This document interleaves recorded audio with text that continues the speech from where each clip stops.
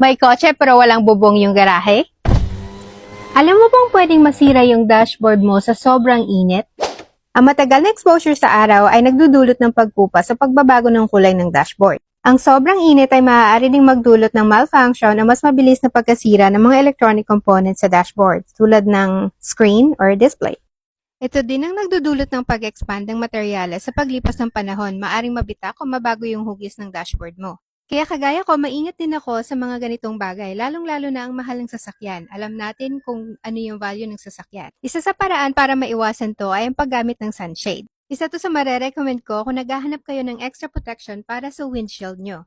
Madaling i-set up at very handy. Pwede nyong dalhin kahit saan kayo pumunta.